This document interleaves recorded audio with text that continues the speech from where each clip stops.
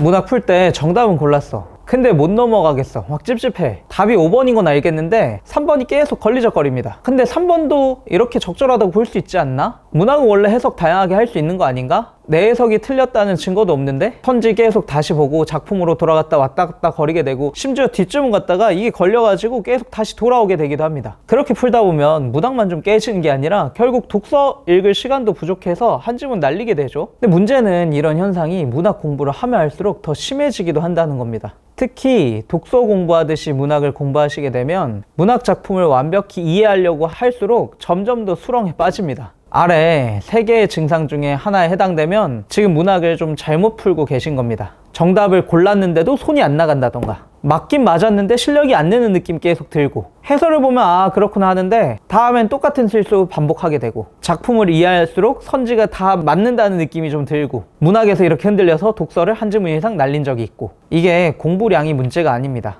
방향 문제입니다. 독서랑 문학은 공부 방향이 정반대입니다. 독서는요, 지문 독해가 처음이자 끝입니다. 지문을 제대로 읽으면 문제는 다 풀립니다. 문제풀이 방법이 따로 있지 않아요. 근데 문학은 정반대입니다. 문학은 문제가 문제예요. 그러니까 선지 판단을 정확하게 하는 게 문학 실력입니다. 보통 여기서부터 학생들 사고가 좀 꼬입니다. 문학을 보자마자 자동으로 이렇게 들어가요. 이 시 도대체 무슨 말이지? 완벽히 이해돼야 되지 않나? 심상이 완벽하게 좀 떠올라야 되지 않나? 해석이 완벽해야 되지 않나? 근데 수능은 감상대회가 아닙니다. 이 현대시나 문학작품을 읽으면서 생기는 물음표를 느낌표로 만들려고 하면 할수록 점점 오히려 문학 실력이 더 떨어지게 되는 경우도 있습니다. 작품의 물음표를 억지로 느낌표로 만들려고 하지 마세요. 예를 들어서 현대시 같은 경우에 모르는 어휘도 나옵니다. 시대적 배경도 다르고 공감할 수 있는 시대에 쓴 작품 거의 없습니다. 묘향산 어디 있는지 아세요? 내지인이란 단어 아십니까? 국철이라고 보신 적 있어요? 이거 다 알면 사상검증이나 나이를 좀 의심해 봐야 될 겁니다. 북한에 있는 이름이기도 하고 일제강점기의 어휘이기도 하고 지금은 사라진 라인이기도 합니다. 다 기출작품에 나왔던 어휘고 뜻풀이도 없었습니다. 애초에 우리가 떠올리기 불가능한 그런 내용들이 출제가 되고 있는 겁니다. 다만 그래도 문제는 풀어야 하잖아요? 맞춰야죠. 그러면 이걸 완벽하게 이해하고 감상하기 위해서 읽는다기보다 문제에서 물어보는 독해 포인트를 잘 분석해서 객관적으로 선지 판단을 잘 해내는 게 목표여야 합니다. 그러기 위해서 저는 3단계로 공부를 좀 추천드리고 있습니다. 일단 첫 번째, 내용은 완벽하지 않더라도 뭘 물어보는지 분석해서 완벽히 가져가자. 그걸 저는 첫 번째 출제 요소 분석이라고 합니다.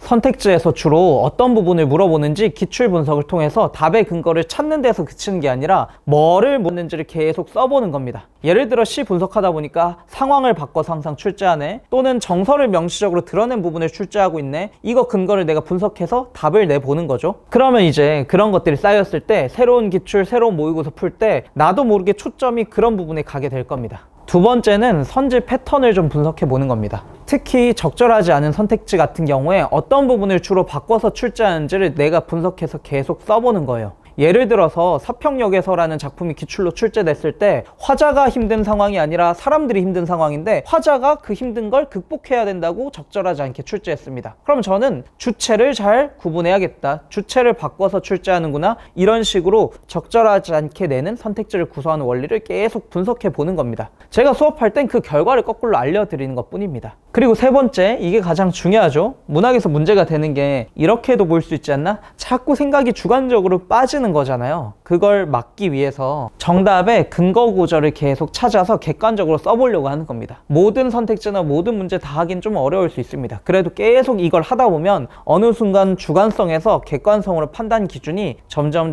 초점이 맞춰지기 시작할 겁니다. 작품을 완벽하게 이해하고 분석하고 심상을 떠올리는 게 아니라 이렇게 출제 요소를 분석해서 뭘 물어본지를 완벽히 캐치하고 선택지에서 주의해야 될 점을 알고 객관적으로 판단할 수 있게 되면 그런 문제를 수월히 잘 맞추게 되죠. 돌아오는 시간도 없어질 거고 시간도 단축될 거고 정확성도 올라갈 거고, 이 공부를 해 나가는 겁니다. 그래서 오늘부터 공부하실 때, 문학 공부하실 때 한번 직접 이렇게 한번 해보세요. 작품에 대한 해설 쓰지 말고 선택지에 뭘 물어봤는지, 어떻게 틀리게 서술하고 있는지, 그래서 정답의 근거는 뭔지, 이걸 오답 정리처럼 써보는 겁니다. 오늘 얘기를 한 줄로 정리하면 문학은 물음표를 느낌표로 만드는 게 아니라 물어보는 것들을 정확하게 잘 뽑아내는 능력이다. 물음표인 채로 물어보는 요소만큼은 잘 캐치해서 판단을 정확히 하는 영역인 겁니다. 도움이 되셨다면 좋아요, 구독 좀 눌러주시고 댓글로 문학에서 내가 가장 어려운 부분 하나만 적어주신다면 저도 참고해서 다음 영상도 제작해 보도록 하겠습니다. 감사합니다.